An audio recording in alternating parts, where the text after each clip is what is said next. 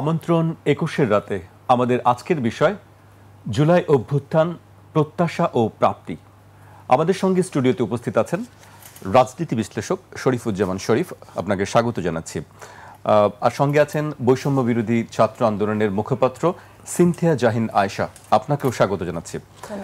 আমাদের আজকের বিষয় জুলাই অভ্যুত্থান, প্রত্যাশা ও প্রাপ্তি। আমি আলোচনায় যাবার আগে আমি আজকের দিনের বেশ কিছু ঘটনা উল্লেখ করতে চাই। আজকে সব রাজনৈতিক দলগুলোরই কর্মসূচি ছিল, তারা সবাই যার যার জায়গা থেকে কর্মসূচি পালন করছেন, সামনেও আরও কর্মসূচি আছে। এর মধ্যে আমরা দেখেছি রংপুরে আবু সাঈদের কবর জিয়ারতের পরে সেখানে একটি বক্তব্য দিয়েছেন জাতীয় নাগরিক পার্টির আহ্বায়ক নাহিদ ইসলাম। তিনি বলেছেন, জুলাই ঘোষণাপত্র সনদ নিয়ে টালবাহানা করলে রাজপথে নামার হুঁশিয়ারি দিয়েছেন। এর পাশাপাশি জামায়াত ইসলামের পক্ষ থেকেও বলা হয়েছে, সংস্কার ও বিচার দৃশ্যমান না হয় অনেকে জুলাইয়ের সফলতা নিয়ে শঙ্কিত। সবার মধ্যেই জুলাই ঘোষণাপত্র এবং সনদ নিয়ে একটি আশঙ্কা কাজ করছে। আমি আলোচনায় যাওয়ার আগে সিনথিয়ার কাছে আসতে চাই।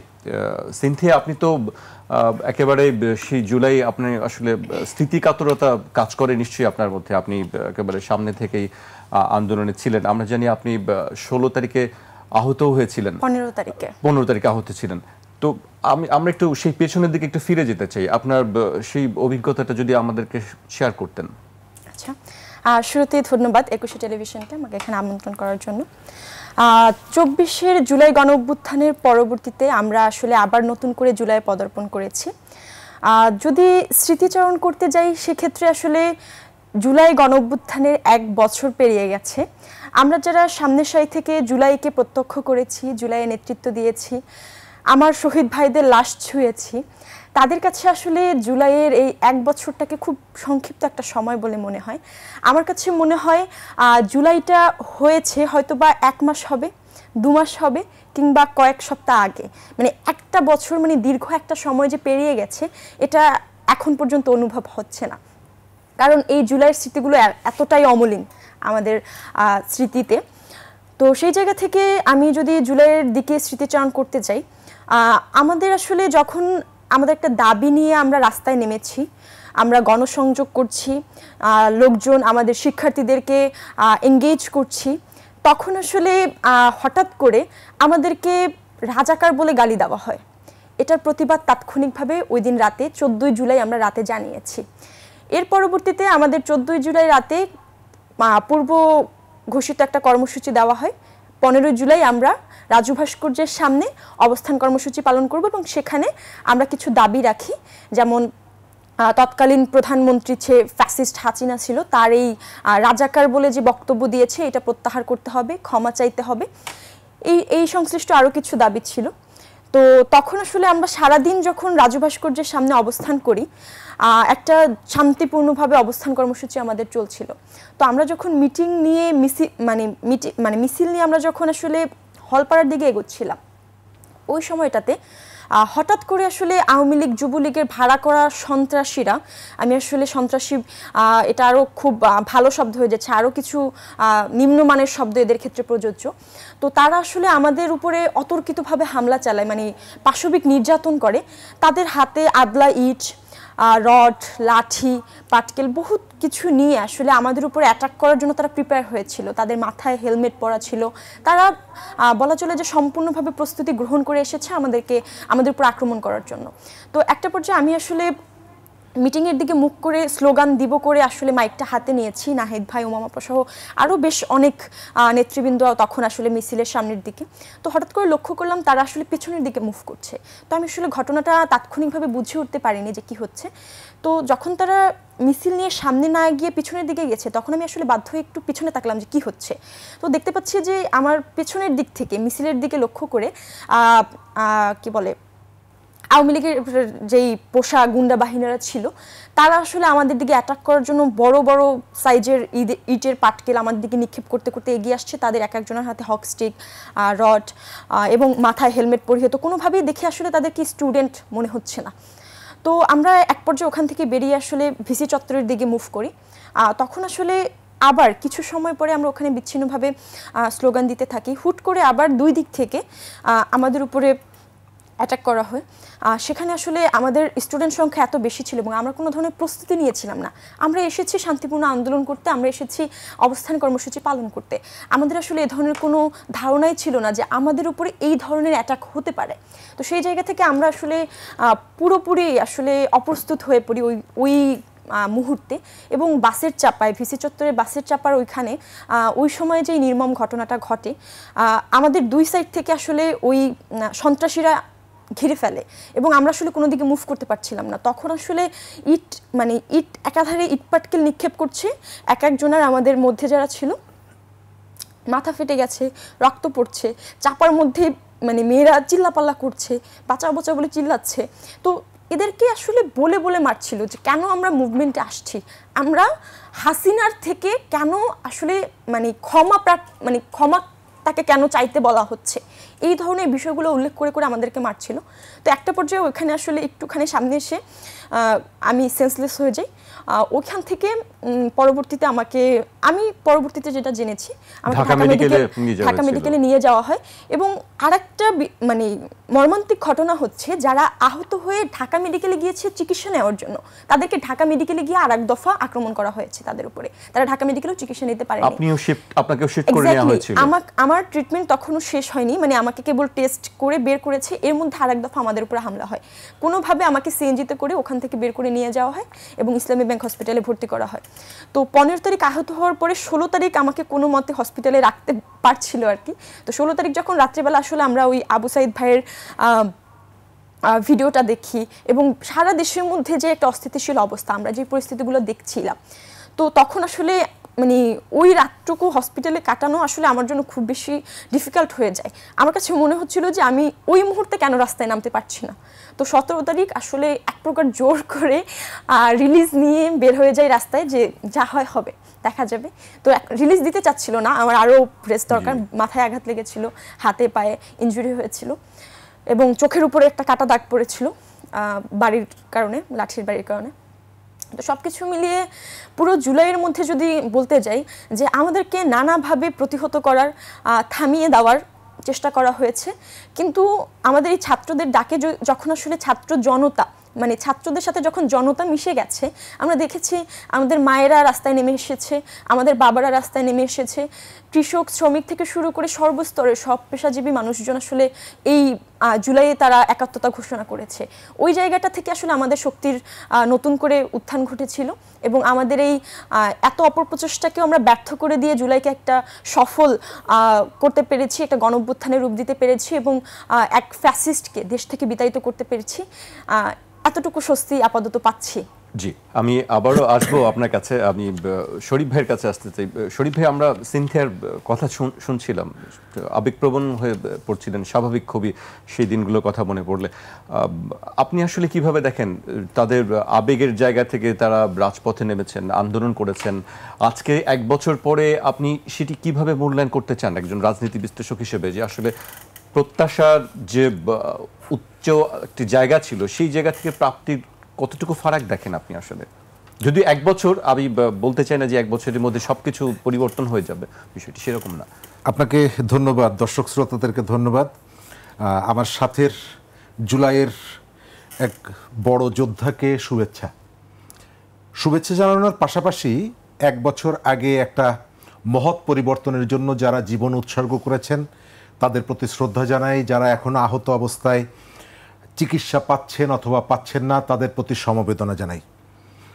বাংলাদেশের রাজনীতিতে গত 5 দশকে অনেক ধরনের উত্থান পতন পরিবর্তন ঘটেছে, তবে সবথেকে অর্থবহ প্রত্যাশার জায়গা থেকে বড় পরিবর্তনটা হচ্ছে জুলাইয়ের গণ আন্দোলন, গণ অভ্যুত্থান। এই জুলাইয়ের গণ অভ্যুত্থানটা আমি সবসময় মনে করি যে মানুষের দীর্ঘদিনের পুঞ্জীভূত ক্ষোভের বহিঃপ্রকাশ। যদিও এটাকে কলঙ্কিত করার জন্য নানা রকমের প্রচেষ্টা আছে, প্রচেষ্টা এখনও চলছে এবং নানাভাবে ট্যাগ দেওয়ার এর পেছনের বিহাইন্ড দ্য স্ক্রিন কারা কারা ছিল এদেরকে পরিচয় সামনে নিয়ে আসার ভেতর থেকে অনেক ধরনের জাস্টিফাই করার চেষ্টা হচ্ছে যে এই গণ অভ্যুত্থানটা এটা আসলে একটা সাজানো ঘটনা। জুলাই অভ্যুত্থানটা কেন ঘটেছিল? আমাদের দেশের রাজনীতিতে যে জায়গাটায় আপনি পৌঁছে দিয়েছিলেন, বাংলাদেশের মানুষকে বিভক্ত করে বাংলাদেশের মানুষের কাছ থেকে তার সাংবিধানিক সমস্ত অধিকার কেড়ে নিয়ে যে জায়গাটা আপনি ফেলেছিলেন, তার ভেতর থেকে সেখান থেকে মাথা তুলে দাঁড়ানোর চেষ্টা করা এটা তো অনিবার্য ছিল। এমন একটা দেশ, যে দেশের প্রধান বিচারপতিকে সরকারের ভয়ে রাতের বেলায় পালিয়ে যেতে হয়েছে, যে দেশে শেয়ার বাজার থেকে হাজার হাজার কোটি টাকা লুটপাট করার পর যে মানুষটি লুটপাট করেছে বলে তারাই স্বীকৃতি দিলেন, সেই মানুষটার যে ক্ষমতার দম্ভ, ধারণা করা যাচ্ছিল যে তিনি যেন দেশের প্রধানমন্ত্রীর পরের পদে অবস্থান করছেন।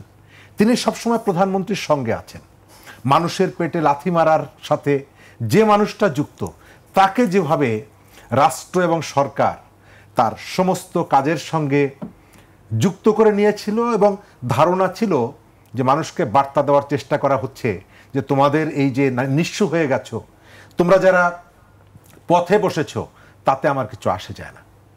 বাংলাদেশের আইনের শাসন বলতে, শৃঙ্খলা বলতে, শিক্ষা প্রতিষ্ঠানগুলো ছাত্র সংগঠনের কাছে, ছাত্রলীগের হাতে দিয়ে দেওয়া, প্রধানমন্ত্রীর কাজের লোকের 400 কোটি টাকার সম্পদ এবং সেটিকে গর্ব করে বলা, কথায় কথায় এটা করে দিয়েছি সেটা করে দিয়েছি বলে বোঝানোর চেষ্টা করা যে আমি হচ্ছে এই রাষ্ট্রের মালিক এবং আমি আমার পকেটের পয়সা খরচ করে শ্বশুর বাড়ির থেকে টাকা এনে বাপের বাড়ির জমি বিক্রি করে তোমাদের জন্য আমি এই কাজগুলো করছি। অর্থাৎ মানুষকে অসম্মান করার যে প্রবণতাটা, এটি এমন একটা জায়গায় চলে যায় যেখান থেকে মানুষ আসলে রাস্তায় নামতে বাধ্য হয়। তার যে পুঞ্জীভূত ক্ষোভ, প্রতিষ্ঠানগুলো এক একটা প্রতিষ্ঠান ধ্বংস, বিচারের ক্ষেত্রে আইনের শাসনের বদলে শাসকের আইন, প্রতিষ্ঠান, মিডিয়া, এক একটা মিডিয়াকে একটা সংঘবদ্ধ চক্র দিয়ে দখল করে নেওয়ার শক্তি দিয়ে এই প্রতিষ্ঠানটাও সম্ভবত দখল করে নেওয়া হয়েছিল। এবং এই ধরনের অসংখ্য প্রতিষ্ঠান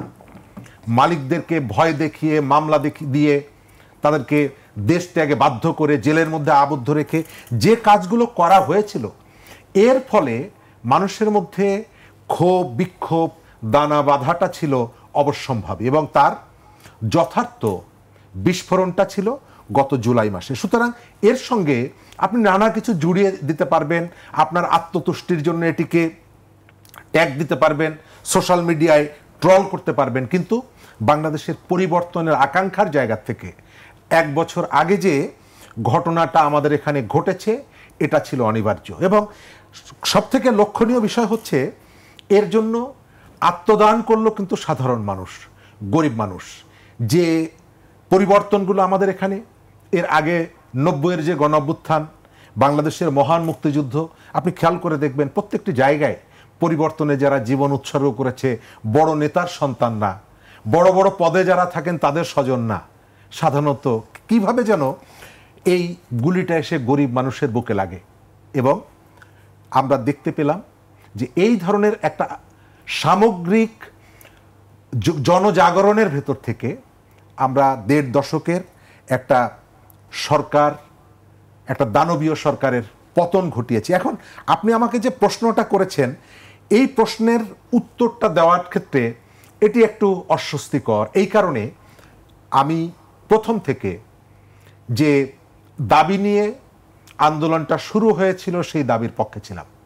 রাস্তায় দাঁড়িয়েও কথা বলেছি, মিডিয়াতে এসেও কথা বলেছি। আমার পরিষ্কার মনে আছে 18 সালে যখন এই দাবিটা সূচনার পরপর সম্ভবত মতিয়া চৌধুরী পার্লামেন্টে দাঁড়িয়ে এদেরকে ভৎসনা করে কথা বলেছিলেন, তখনও আমি কয়েকদিন আগে দেখলাম কয়েকটা টকশোতে তার ক্রিটিক করে এবং পত্রিকায় লিখে সমালোচনা করে এবং এই দাবিটাকে সমর্থন করতাম।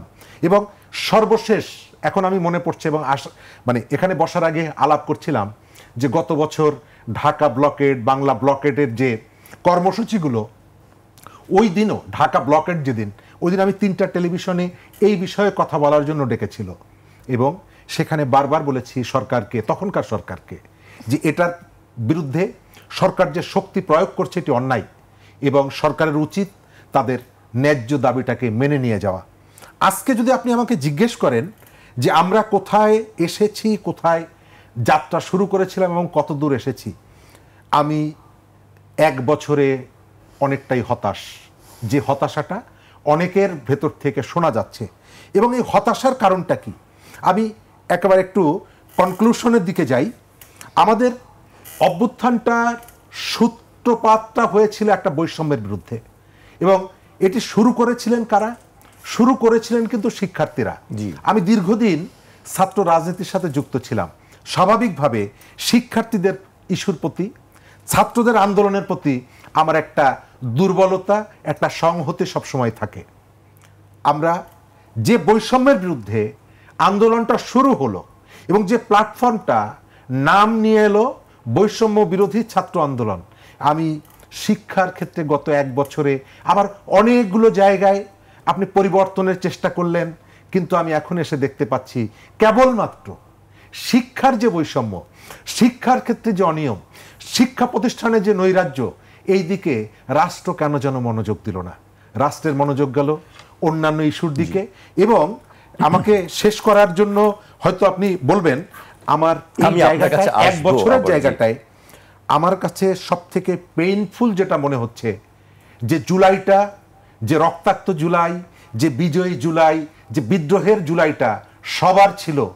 আমার সঙ্গের যে আলোচক তিনি যেটি বলছেন, আমাদের মনে আছে একজন রিক্সাওয়ালা স্যালুট দিচ্ছে, একজন মা তার 1.5 মাস 2 মাস বয়স্ক শিশু বাচ্চাটাকে কাঁধে নিয়ে হাতে একটা পানির বোতল নিয়ে শহীদ মিনারে যাচ্ছে। এক বছর আগের সেই জুলাই, আজকে এক বছর পরে দেখতে পাচ্ছি এই জুলাই আর সবার থাকলো না। এই জুলাইটা চলে গেছে বড় লোকের কাছে, এই জুলাইটা চলে গেছে কিছু সুবিধাভোগীর কাছে, এই জুলাইটা সম্ভবত বেহাত হয়ে যাওয়ার পথে যাত্রা শুরু। শরীফ ভাই, আমি এই প্রসঙ্গেই সিনথিয়ার কাছে আসতে চাই। সিনথিয়া, আপনি একটি এমন সময়ে দায়িত্বে এসেছেন যে সময় আপনারই জায়গায় ছিলেন উমামা ফাতেমা ছিলেন মুখপাত্র। তিনি সম্প্রতি বেশ কিছু অভিযোগ করেছেন, বিস্তর একটি লেখা লিখেছেন তিনি তার ফেসবুকে, অনেকগুলো অভিযোগ। আপনি কিভাবে দেখেন আসলে? আচ্ছা, এখানে আসলে উমামা ফাতেমা আমাদের এই কাউন্সিলের আগ পর্যন্ত উনি আসলে বৈষম্যবিরোধী ছাত্র আন্দোলনের মুখপাত্র হিসেবে দায়িত্ব পালন করেছেন। এখানে আসলে তার অবদানকে কোনোভাবে অস্বীকার করার সুযোগ নেই। এই জুলাই গণ অভ্যুত্থানে তার অবদানকে আমরা আমি ব্যক্তিগতভাবে খুব সম্মান করি, শ্রদ্ধা রাখি। সেই জায়গা থেকে উনি এই প্ল্যাটফর্ম থেকে সরে দাঁড়িয়েছেন নিজ উদ্যোগে, মানে নিজ ইচ্ছায়, এবং বেশ কিছু অভিযোগ তুলেছেন। এই বিষয়গুলো আমরা পর্যালোচনা করছি। এবং আরেকটা বিষয় হচ্ছে, এখানে আমরা দেখে এসেছি জুলাই গণঅভ্যুত্থানের ব্যানারকে নানাভাবে কুলুষিত করার জন্য। তার অভিযোগগুলো কি সব সত্যি, নাকি আসলে অভিযোগ করার জন্য অভিযোগ করা? এটা আসলে অভিযোগ যেহেতু করেছে, এটা আসলে দেখতে হবে খতিয়ে যে অভিযোগগুলোর সত্যতা কি। এখন স্পেসিফিকভাবে যদি বলতে চাই, যে অনেকের ক্ষেত্রে বলা হয়েছে, অনেকের ক্ষেত্রে না, সে উল্লেখযোগ্যভাবে বলেছে যে জুলাইকে অনেকে নানা প্রয়োজনে ব্যবহার করেছে। এটা কিন্তু হয়ে এসেছে, আমরা দেখেছি। জুলাইয়ের এই গণঅভ্যুত্থানের ব্যানারকে, জুলাইয়ের পরে এই বৈষম্যবিরোধী ছাত্র আন্দোলনের ব্যানারকে নানা পরাজিত শক্তি নানাভাবে কুলুষিত করার জন্য, এই ব্যানারকে নষ্ট করার জন্য, এই ঐক্যের ব্যানারকে নষ্ট করার জন্য আসলে নানা কর্মসূচি ধারাবাহিকভাবে করে এসেছে। নানা ধরনের অপপ্রচার, নানা ধরনের কি বলে এটাকে, প্রোপাগান্ডা ছড়িয়ে এসেছে। এবং আমরা দেখেছি যে নামে বেনামে সমন্বয়কদেরকেও কি বলে, এখানে সমন্বয়কদেরকেও বিতর্কিত করার জন্য আসলে নানা ধরনের ভুয়া সমন্বয়ক জন্ম হয়েছিল, এবং তাদের বিতর্কিত কর্মকাণ্ডের মাধ্যমে কিন্তু এই সমন্বয়কদেরও নানাভাবে বিতর্কিত করা হয়েছে। তো সেই জায়গা থেকে বলতে গেলে আসলে জুলাইকে ঘিরে, এই গণঅভ্যুত্থানের প্ল্যাটফর্মকে ঘিরে, কিংবা এই প্ল্যাটফর্মকে কুলুষিত করার জন্য নানা অপপ্রচেষ্টা হয়েছে। সেই জায়গাগুলো আমরা বিশেষ নজরদারিতে রাখছি। এবং নতুন করে দায়িত্ব গ্রহণের পর আমরা একটা ঘোষণা দিয়েছি যে সারা দেশব্যাপী আসলে আমরা যতগুলো অভিযোগ আসছে, সেই অভিযোগের গুলো খতিয়ে দেখার জন্য আমরা একটা আর্থিক স্বচ্ছতা কমিটি গঠন করব খুব শীঘ্রই। এবং সেই আর্থিক স্বচ্ছতা কমিটি আগামী 15 দিবসের, তাদের গঠনের 15 দিবসের মধ্যে একটা শ্বেতপত্র প্রদান করবে। এবং এই সময়কালের মধ্যে আসলে আমাদের সাংগঠনিক ইউনিটগুলোর কার্যক্রম আসলে স্থগিত ঘোষণা করা হয়েছে, যাতে আর্থিক স্বচ্ছতা কমিটি মানে তাদের নিরপেক্ষভাবে এবং সুষ্ঠুভাবে আসলে একটা শ্বেতপত্র প্রদান করতে পারে, তাদের রিপোর্টটা জমা দিতে পারে। এই দিক থেকে আসলে বলা চলে। এবং আমরা সরাসরিও ঘোষণা করেছি যে বৈষম্যবিরোধী ছাত্র আন্দোলনের নামে বেনামে যত ধরনের অপপ্রচার কিংবা বিতর্কিত কর্মকাণ্ডর খবর এসেছে, সেই বিষয়ে যদি আমরা কোনো অভিযোগ পাই, এই কি বলে এই ধরনের অভিযুক্ত ব্যক্তিদের ক্ষেত্রে কিংবা এই ধরনের কর্মকাণ্ডের ক্ষেত্রে আমাদের বৈষম্যবিরোধী ছাত্র আন্দোলন, আমরা নবনির্বাচিত যারা এসেছি দায়িত্বে, তারা সবাই মিলে একত্রিত হয়ে আমরা আসলে জিরো টলারেন্স নীতি ঘোষণা করেছি এই দুর্নীতি কিংবা অভিযোগ, এই অপকর্মের বিরুদ্ধে। এই দিক থেকে আসলে আমরা সরাসরি এই অভিযোগগুলো অ্যাড্রেস করছি। জি, আরেকটি কথা ছিল যে বৈষম্য বিরোধী আন্দোলনের প্ল্যাটফর্মের প্রয়োজনীয়তা কি? একসময় নাহিদ ইসলামের বক্তব্য ছিল যে সেটির আর প্রয়োজন নেই। সেটি আসলে আপনি কিভাবে দেখেন যে এটি আসলে কর্মকাণ্ডটা বা কার্যক্রমটা কি হবে? ধন্যবাদ। এখানে আসলে একটা বিষয় খুব সুস্পষ্ট, আমরা দেখে এসেছি বাংলাদেশের ইতিহাসে বিভিন্ন সময়ে বিভিন্ন প্রয়োজনে মানুষ রাস্তায় নেমে এসেছে, এবং একটা সময় যখন আন্দোলন হোক, গণ অভ্যুত্থান হোক, গণ জোয়ার হোক, এটা থেমে যাওয়ার পরে যখন আসলে মানুষজন ঘরে ফিরে গেছে, তখন ওই আন্দোলন, গণ অভ্যুত্থান কিংবা ওই সামগ্রিক বিষয়টাকে পকেটবন্দি করার চেষ্টা করা হয়েছে, এবং মানুষজন যে দাবি, আশা আকাঙ্ক্ষা নিয়ে রাস্তায় নেমে এসেছে, সেই দাবিগুলোকে উপেক্ষা করে রাজনৈতিক দলগুলো আসলে তাদের মতো করে তাদের এজেন্ডা বাস্তবায়নের চেষ্টা করেছে। সেই জায়গা থেকে আসলে নাহিদ ভাই গণ অভ্যুত্থানের অন্যতম একজন নেতা, এবং তিনি এই জুলাই গণ অভ্যুত্থানের 1 নং সমন্বয়ক ছিল। সেই জায়গা থেকে তিনি আসলে পরবর্তীতে অন্তর্বর্তীকালীন সরকারেও কাজ করেছে। এরপরে তার যখন মনে হয়েছে, সে রাজনৈতিক দলেও যোগ দিয়েছে পদত্যাগের মাধ্যমে। এখন সে একটা রাজনৈতিক দলের প্রধান। সেই হিসাবে আমি বলতে চাই, তারা রাজনৈতিক দল গঠন করেছে সেটা তাদের প্রয়োজনীয়তার ভিত্তিতে, তারা অনুভব করেছে একটা রাজনৈতিক দল তাদের গঠন করা উচিত। কিন্তু আমার কাছে মনে হচ্ছে রাজনৈতিক দলগুলো সবথেকে বেশি গুরুত্ব দেয় তাদের নিজস্ব রাজনৈতিক এজেন্ডা বাস্তবায়নের ক্ষেত্রে। সেই ক্ষেত্রে রাজনৈতিক প্রয়োজনে তারা যদি কখনো আহত শহীদ পরিবারদের কথা ভুলে যায়, এই বিষয়গুলো নিয়ে আসলে আমরা সরাসরি তাদের উপরে ছেড়ে দিতে পারি না। বৈষম্যবিরোধী ছাত্র আন্দোলনের ব্যানার থেকে এখনো আহত শহীদ পরিবারদেরকে নিয়ে কাজ করার যথেষ্ট দরকার আছে বলে মনে করি। জুলাই সনদ আমরা দেখতে পাচ্ছি যে 24-এর এই জুলাই গণ অভ্যুত্থানের 1 বছর হয়ে গেল। আজকে আমরা নতুন করে জুলাই পদার্পণ করলাম। জুলাই সনদ নিয়ে এখনো নানা ধরনের তালবাহানা করছে, গড়িমসি চলছে। অনেকেই একমত হতে পারছেন না, অনেকেই করছে এই তালবাহানা গড়িমসিটা কারা করছে? এখানে আসলে যদি সুনির্দিষ্টভাবে বলতে যাই, আমার কাছে মনে হয় এখানে অন্তর্বর্তীকালীন সরকার বিষয়টাকে যথেষ্ট গুরুত্ব দিচ্ছে না, কিংবা তাদের একটা গাফেলতি আছে। এবং রাজনৈতিক দলগুলো কেন এই জুলাই সনদের বিষয়ে ঐক্যমতের জায়গায় পৌঁছাতে পারছে না, এটা একটা গভীর প্রশ্ন। যে এখানে তো আপনাদের দলেরও হাজার হাজার নেতাকর্মী শহীদ হয়েছে, আহত হয়েছে, পঙ্গুত্ব বরণ করেছে। তাহলে আপনারা কি সেই আহতদের, সেই শহীদদের মর্যাদা দিতে চাচ্ছেন না? আপনারা কি সেই শহীদের রক্তের দামটা দিতে চাচ্ছেন না? এই জুলাই সনদ শুধুমাত্র এমন নয় যে আমাকে আমার নিরাপত্তার জন্য, আমি চাই সর্বপ্রথম আমার শহীদ আহত ভাইদের স্বীকৃতি, যেটা জুলাই সনদের মাধ্যমে পাওয়া সম্ভব। কিন্তু সেটা নিয়েও তাদের কেন জানি না কোনো মাথা ব্যথা নেই। সবগুলো রাজনৈতিক দলের অন্যতম এজেন্ডা হয়ে দাঁড়িয়েছে নির্বাচন। কিন্তু এই জুলাই গণ অভ্যুত্থান কিন্তু শুধুমাত্র নির্বাচনের জন্য হয়নি, কারণ মানুষ গত 18 বছরে, গত 17 বছরে ভোট দিতে পারেনি, গত 15 বছরে ভোট দিতে পারেনি শুধুমাত্র একটা ভোট দেওয়ার জন্য। তারা রাস্তায় নিজের জীবনকে বিলিয়ে দিতে আসেনি। আমরা কালের পরিক্রমায় দেখে এসেছি, মানুষ রাস্তায় নেমেছে, জীবনকে উৎসর্গ করেছে, জীবনকে বিলিয়ে দিয়েছে। সেটা দেশের প্রয়োজনে, দশের প্রয়োজনে, কোনো রাজনৈতিক দলের এজেন্ডা বাস্তবায়নের জন্য না। এটা আমরা কখনো দেখিনি। তো সেই জায়গা থেকে জুলাই গণ অভ্যুত্থানটা হয়েছিল দেশের জন্য, দেশকে একটা সম্ভাবনাময় বাংলাদেশ তৈরি করার জন্য, বৈষম্যহীন ন্যায্যতার বাংলাদেশ প্রতিষ্ঠা করার জন্য। কিন্তু আমরা দেখতে পাচ্ছি কোনো ধরনের দৃশ্যমান সংস্কার ছাড়াই আসলে নির্বাচনের দিকে অন্তর্বর্তীকালীন সরকার ভাবছে। তো আমরা এখানে স্পষ্ট বার্তা দিতে চাই যে দৃশ্যমান কোনো সংস্কার ছাড়া, মৌলিক সংস্কারগুলো ছাড়া আমরা যদি নির্বাচনের দিকে হাঁটি, সেটা আসলে এই জুলাই গণ অভ্যুত্থানের শহীদদের সাথে প্রতারণা হবে, আহতদের সাথে প্রতারণা হবে। কারণ এখনো আমরা আহতদের কথা শুনলে বুঝতে পারি যে তারা যেই বাংলাদেশ চেয়েছে, তাদের যেই আশার জায়গা, তাদের যে আকাঙ্ক্ষার জায়গা, সেটা প্রাপ্তির খাতায় যদি আমরা মাপতে যাই, সেটা খুবই নগণ্য, এবং আমরা প্রাপ্তির ধারে কাছেও পৌঁছাতে পারছি না। তো সেই জায়গা থেকে আমাদের একটাই প্রত্যাশা, জুলাই সনদ নিয়ে খুব দ্রুত অন্তর্বর্তীকালীন সরকার তাদের নির্দিষ্ট প্রকাশ করবে। আহত শহীদদের পুনর্বাসনের ক্ষেত্রে আমরা দেখতে পাচ্ছি যে এখন পর্যন্ত দৃশ্যমানভাবে আহত শহীদদের পুনর্বাসন ক্ষেত্রে কিন্তু অন্তর্বর্তীকালীন সরকার বলেছে তাদের এককালীন যে আর্থিক সহযোগিতা এই বিষয়ে, এবং আপনারা লক্ষ্য করলে দেখতে পারবেন বিভিন্ন হসপিটালে কিন্তু অনেক অভিযোগ যে যারা আহত দীর্ঘদিন যাবৎ যাদের চিকিৎসা চলছে তারা কিন্তু ওই দীর্ঘদিন হসপিটালে থাকার কারণে ঠিকমতো চিকিৎসাটা পাচ্ছে না, তাদেরকে হেয়ভাবে বা তাদেরকে ওই গুরুত্বটা দেওয়া হচ্ছে না। এটা কিন্তু অনেক আহতের অভিযোগ। সেই ক্ষেত্রে তাদের অন্তর্বর্তী সরকারের কাছে আহ্বান যে আহত শহীদ যারা আছে, আহত যারা এখনো হসপিটালে ট্রিটমেন্ট নিচ্ছে, তাদের যাতে সুচিকিৎসাটা হয় এবং যাদের বাহিরে উচ্চ চিকিৎসার জন্য পাঠানো দরকার, যাদের বাহিরে ট্রিটমেন্টটা দরকার তাদেরকে যাতে বাহিরে পাঠিয়ে ট্রিটমেন্টটা দেওয়া হয়। এবং আমরা দেখতে পাচ্ছি অনেক পরিবার আছে যাদের একমাত্র উপার্জনক্ষম ব্যক্তি, একমাত্র সক্ষম ব্যক্তি শহীদ হয়েছেন।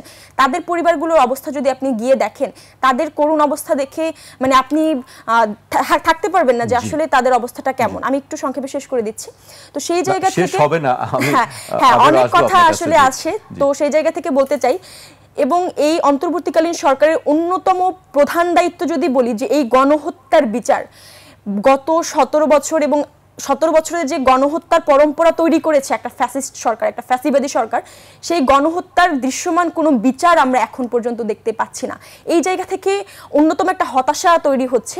আহত শহীদ পরিবারগুলো যখন দেখে যে আওয়ামী লীগের এখনো সোশ্যাল মিডিয়া থেকে শুরু করে বিভিন্ন জায়গায় ঝটিকা মিছিল, অনেকে গ্রেফতার হচ্ছে না, গ্রেফতার হলে আবার তাদেরকে কোনো মহল যেন ছাড়িয়ে নিয়ে যাচ্ছে হাওয়াভাবে, এই বিষয়গুলো আমাদের জন্য খুবই বেদনাদায়ক। এবং অন্তর্বর্তীকালীন সরকারকে দৃঢ়ভাবে আহ্বান জানাচ্ছি যে তারা যাতে এই ব্যাপারে গড়িমসি না করে, তারা যেই শহীদদের রক্তের উপরে দিয়ে ক্ষমতার মসনদে বসে আছে এই রক্তের সাথে যাতে তারা বেইমানি না করে, তাদের দায়িত্ব তাদের কর্তব্য যেন তারা সঠিকভাবে পালন করে এবং খুব দ্রুত সময়, এই কচ্ছপের গতিতে আসলে আমরা আশা করছি না। আমি আবার আপনার কাছে আসব, বিশেষ করে আহতদের নিয়ে আপনি কাজ করেছেন সে বিষয়ে আমার কিছু জানার আছে আপনার কাছে। তার আগে আমাকে একটু বিরতিতে যেতে হচ্ছে। দর্শক, একটি বিরতি নিচ্ছি, বিরতির পর আবারও ফিরবো 21 রাতে, আমাদের সঙ্গেই থাকুন।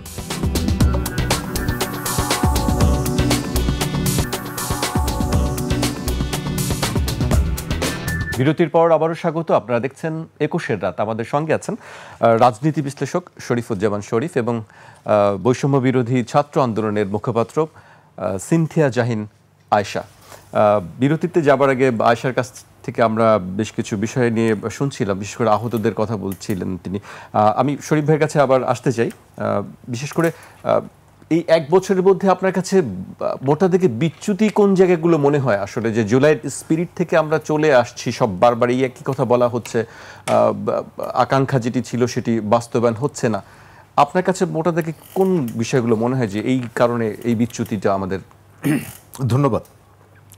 এই ধরনের বিপ্লব বা এই ধরনের পরিবর্তন সবথেকে বেশি ইম্প্যাক্ট করে হচ্ছে সংস্কৃতিতে। সেটি আপনি রাজনৈতিক সংস্কৃতি বলেন, পারিবারিক সংস্কৃতি বলেন, ব্যক্তির আচরণের যেটা, এটাও সংস্কৃতির অংশ। আমি যেটা দেখতে পাচ্ছি যে যারা পালিয়ে গেছেন তো পালিয়ে গেছেন, যারা এই পরিবর্তনের পক্ষে ছিলেন, আয়েশাদের মতন যারা রক্তাক্ত হয়েছেন, তাদের আচার আচরণ থেকে শুরু করে মনোজগৎ, তাদের ভাবনার জায়গা, তাদের কল্পনার জায়গায় আমি খুব একটা পরিবর্তন দেখতে পাই না। পরিবর্তন দেখতে পাই যারা আহত হয়েছেন, যারা তার স্বজনকে হারিয়েছেন, তাদের মধ্যে অনেকেই আগে যে অবস্থায় ছিলেন তার থেকে খারাপভাবে অর্থনৈতিকভাবে বেঁচে আছেন। কিন্তু সেই মানুষগুলোর কাছে পৌঁছানোর জন্য রাষ্ট্রের যে উদ্যোগগুলো, সেই উদ্যোগগুলো নেই। অর্থাৎ আপনার ওই যে সংস্কৃতি আপনাকে অন্যের প্রতি সংবেদনশীল হতে শেখায়, সেটা আমরা অনুপস্থিত দেখতে পাচ্ছি।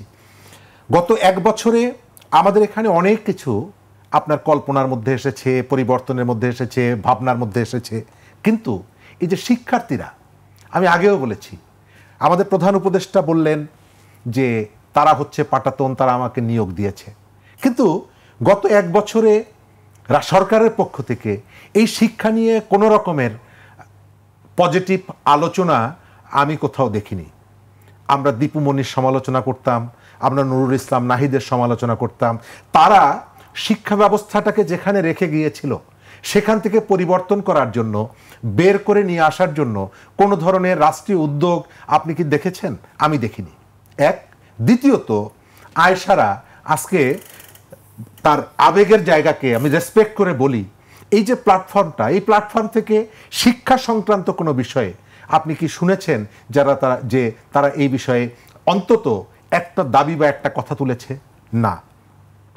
আজকে প্রত্যেকটা জায়গায় ঢাকা বিশ্ববিদ্যালয়ে ভর্তির ক্ষেত্রে জুলাই যোদ্ধাদের কোটা, চাকরির ক্ষেত্রে জুলাই যোদ্ধাদের কোটা, হাসপাতালের ক্ষেত্রে কোটা, প্রত্যেকটা ঢাকা শহরে আপনি ফ্ল্যাট বানিয়ে দিবেন তাদের জন্য, রাইট? রাষ্ট্রের কতগুলো রেসপন্সিবিলিটি আছে, দায়িত্ব আছে, কিন্তু সেই দায়িত্বটা হচ্ছে আপনি যদি ওই যে মুক্তিযোদ্ধা কোটা, আমি তো সেই কোটারই রিফ্লেকশনটা দেখতে পাচ্ছি এবং এখন অনেকগুলো জায়গায়, এবং কেউ যদি এটাকে ব্যাখ্যা করে যে মুক্তিযোদ্ধা কোটার কারণে আমাদের মধ্যে ক্ষোভ হয়েছিল, আমরা সেটিকে বিদায় করে এখন নিজেরা ভাগ বাটোয়ারা করে নিচ্ছি।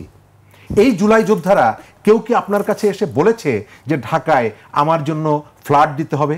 যদি আপনি আঙ্গুল উঁচু করেন কারো সম্পর্কে, আপনার প্রথম জিজ্ঞেস করা উচিত যে আপনাদের যে রিপ্রেজেন্টেটিভ যারা আছেন তাদের রোলটা কি? তারা তো নানা রকমের অনিয়মের সাথে জড়িয়ে পড়েছে বলে খবর আসছে। জি, আপনি যদি ওই যে স্পিরিটটাকে রিয়েলি যদি ওন করেন, রিয়েলি যদি ধারণ করেন, তাহলে যারা পালিয়ে গেছে তাদের দুর্নীতি বলার আগে, তাদের অনিয়ম বলার সঙ্গে সঙ্গে আপনাকে নিজের ঘরের মধ্যে এই যে একটা মানে দানব আস্তে আস্তে করে বড় হচ্ছে, যার বিরুদ্ধে আর্থিক অনিয়ম, যার বিরুদ্ধে নৈতিক স্খলন, যার বিরুদ্ধে সহকর্মী নারীকে কুপ্রস্তাব দেওয়ার থেকে শুরু করে এমন কোনো অভিযোগ নাই যে অভিযোগগুলো আমরা দেখতে পাচ্ছি না, শুনতে পাচ্ছি না।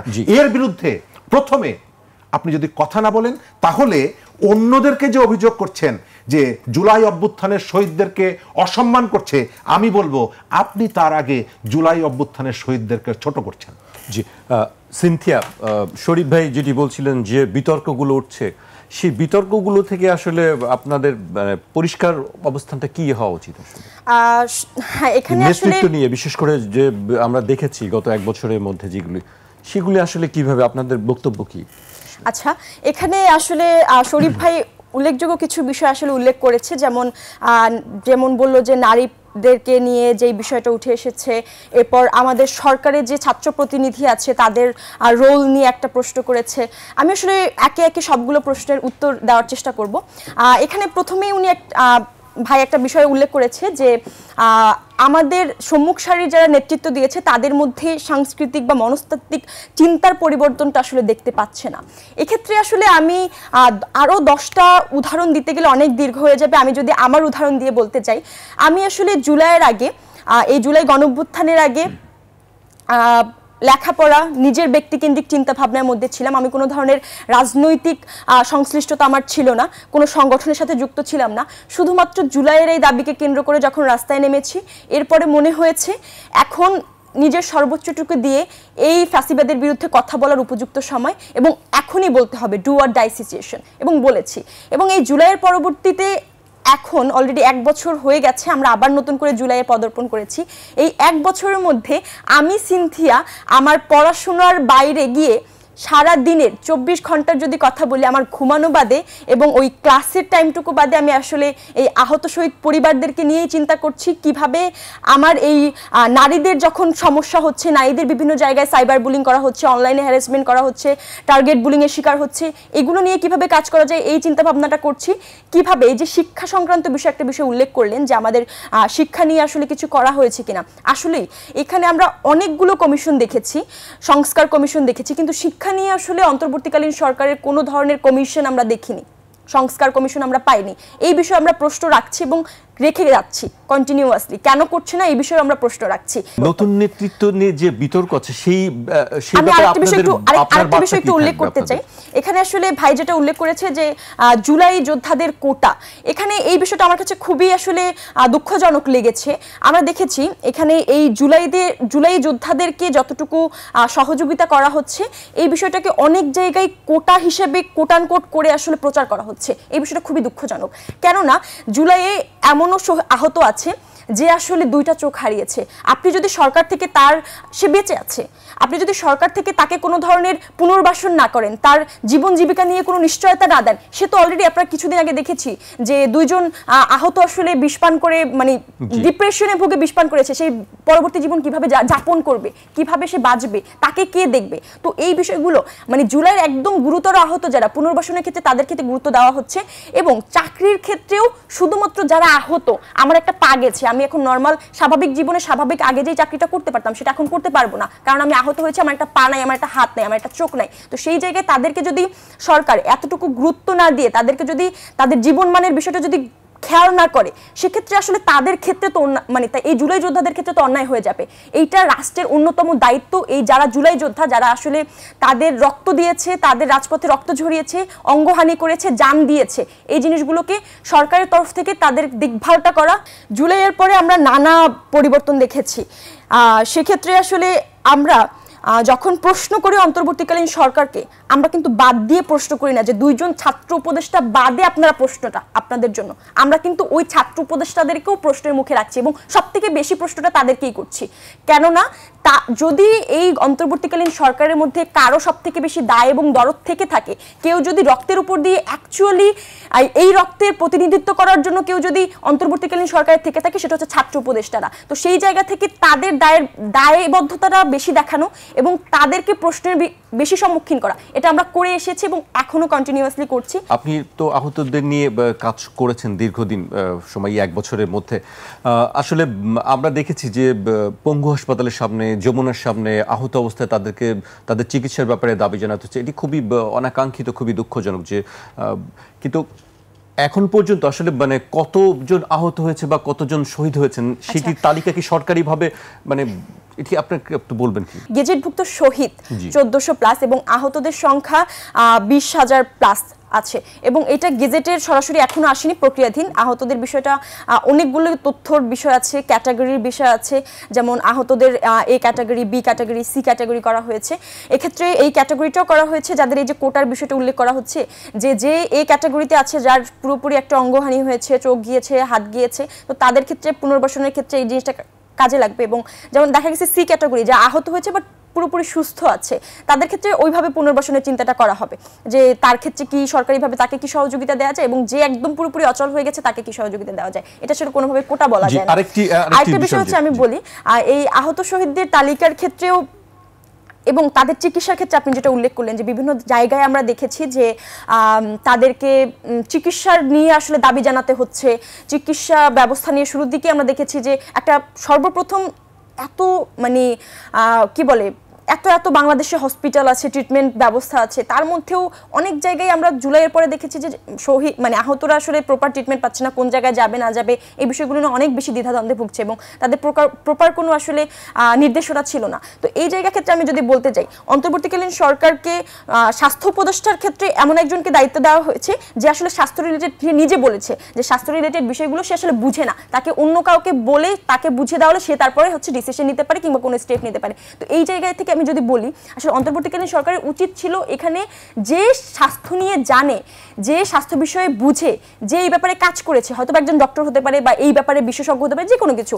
তাকে এখানে দায়িত্ব দেওয়া, যাতে আমার একটা প্রবলেম এসেছে আমার আবার অন্য কাউকে এটা পাঠিয়ে এইটা কি বিষয় এটা জেনে বুঝে তারপর ডিসিশন নিতে না হয়, যাতে দ্রুত করতে পারে, কিন্তু এটা কিন্তু হয়নি। আহতদের যেমন চিকিৎসার প্রয়োজন আছে, আবার এমন খবরও আমরা দেখেছি যে চিকিৎসার প্রয়োজন নেই, তারপরও বিভিন্ন বেড দখল করে মাসের পর মাস তারা অবস্থান করছেন। জুলাইয়ের পরে বিভিন্ন হসপিটালগুলোতে যখন আহতরা অবস্থানে মানে চিকিৎসারত অবস্থায় ছিল, সেই জায়গাতে বিভিন্ন রাজনৈতিক দলের নেতারা, ছাত্র সংগঠন থেকে বিভিন্ন রাজনৈতিক দলের নেতারা গিয়ে তাদেরকে সরাসরি আর্থিক অনুদান দিয়েছে, সহযোগিতা করেছে, এটা অবশ্যই প্রশংসনীয়, কিন্তু এই জায়গাটা আসলে কোনো ধরনের তারা প্রক্রিয়া অবলম্বন করেনি, প্রক্রিয়া মেনটেইন করেনি।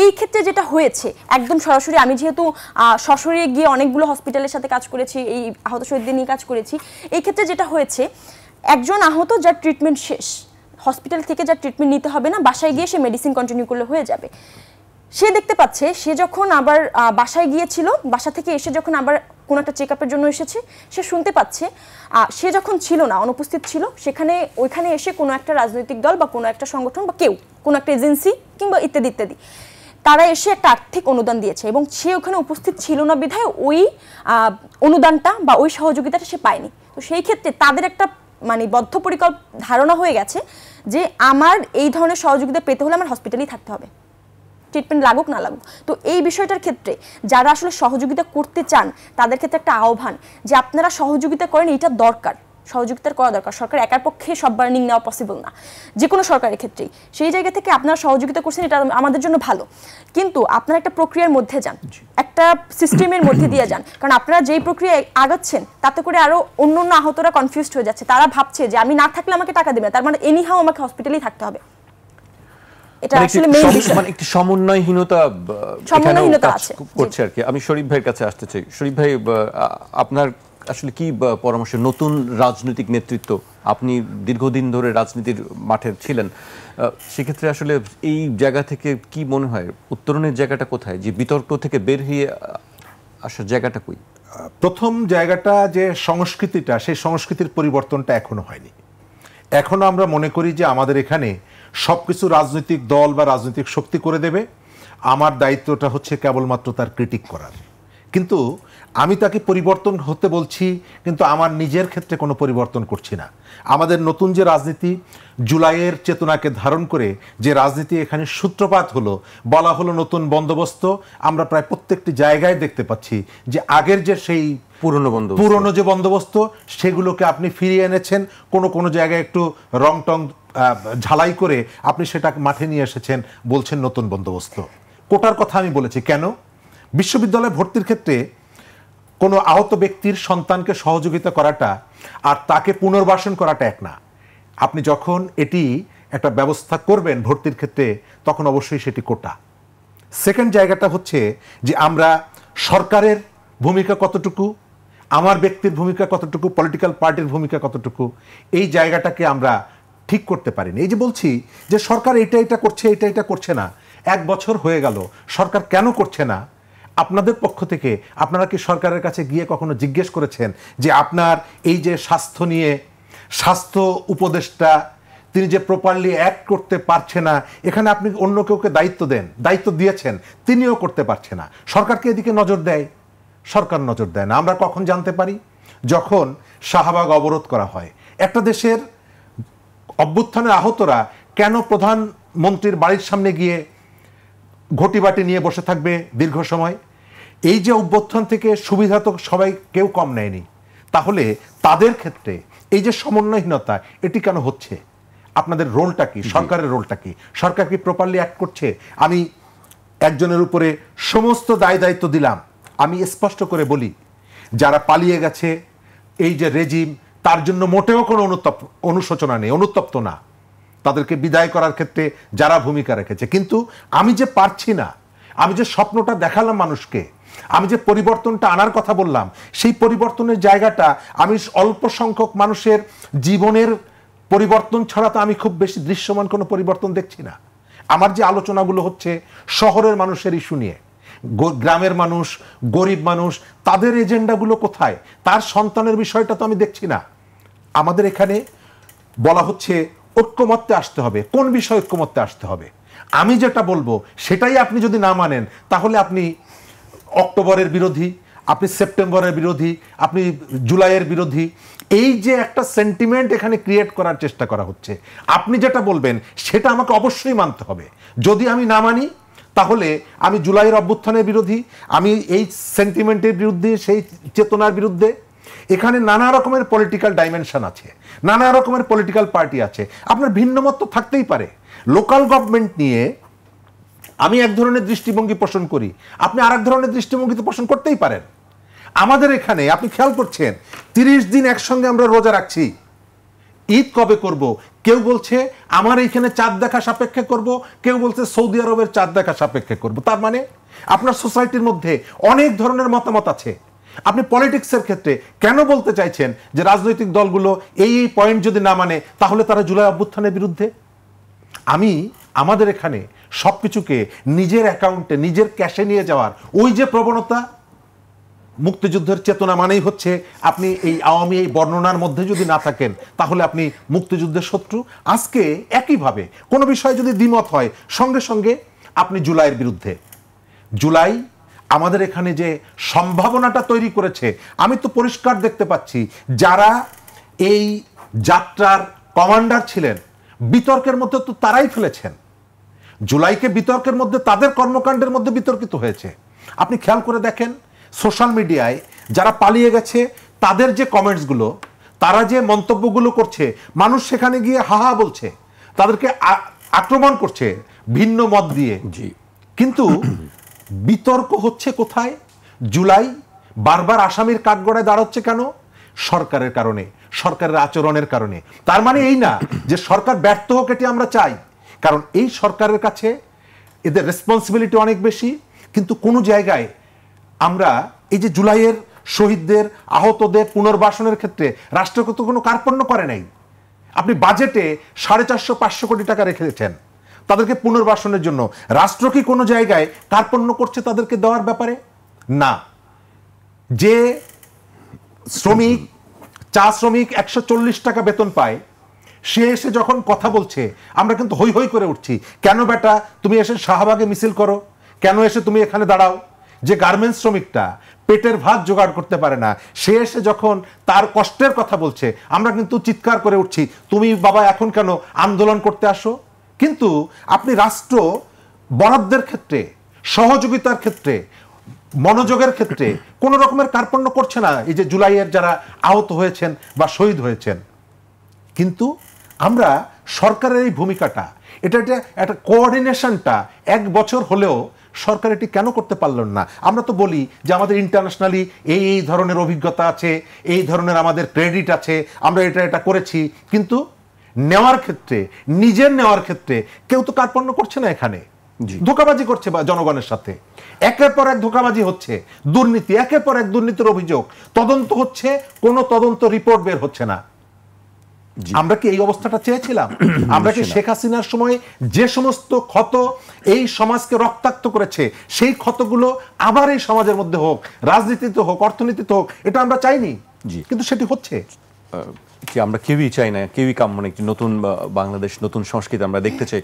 আমি শেষ করতে হবে, আমার শেষ পর্যায়ে চলে এসেছি। আমি সিনথিয়ার কাছে একটি বিষয় আমি জানতে চাইব, যেহেতু আপনি একজন নারী হিসেবেই আমি আপনাকে হিসেবে প্রশ্নটি করতে চাই যে আমরা দেখেছি যে জুলাই অভ্যুত্থানের সময় নারীদের যে অংশগ্রহণ ছিল, সামনের সারিতে থেকে, সামনে থেকে তারা আন্দোলন করেছে, জীবন বাজি রেখে কাজ করেছে, লড়াই করেছে ছেলেদের পাশাপাশি। কিন্তু গত 1 বছরে কিন্তু আমরা সেই অংশগ্রহণটা আমরা দেখিনি, বরং উল্টো নারীকে বিভিন্ন সময় নিগৃহীত হতে হয়েছে এবং বিভিন্ন জায়গায় সারা দেশেই আমরা নারীর উপরে একটি আক্রমণ দেখেছি বিভিন্ন গোষ্ঠীর মাধ্যমে। সেটি তৌহিদি ছাত্র জনতা বা ছাত্র যে নামেই হোক না কেন, সেটি আমরা দেখেছি। এই বিষয়ে আপনি কি বলতে চান? আসলে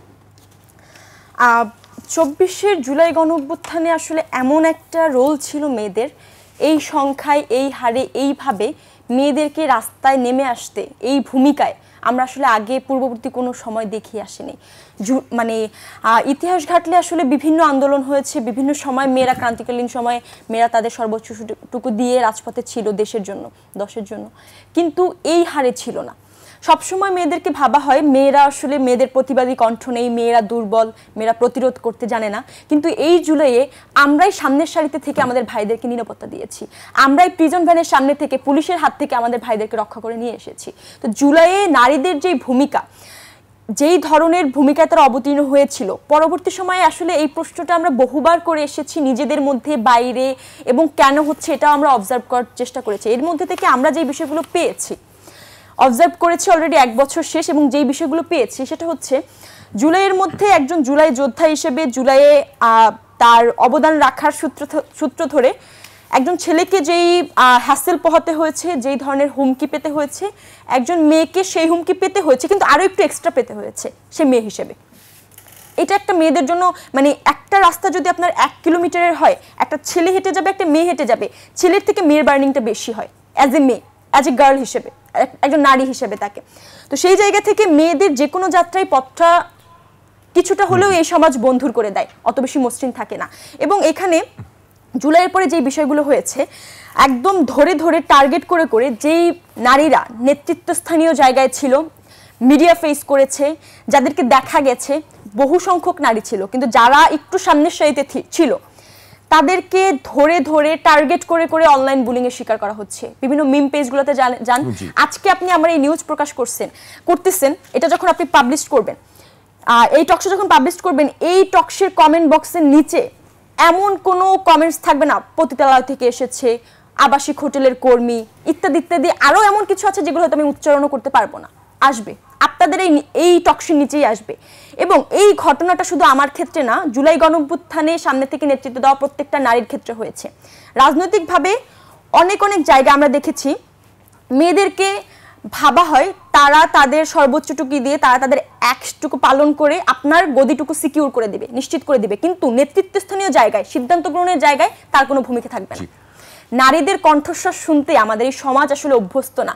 তারা চায় না নারীদের কণ্ঠস্বর বেরিয়ে, ঘর থেকে বেরিয়ে রাস্তায় আসুক এবং 10 জন শুনুক, তাকেও শুনতে হোক, এটা তারা চায় না।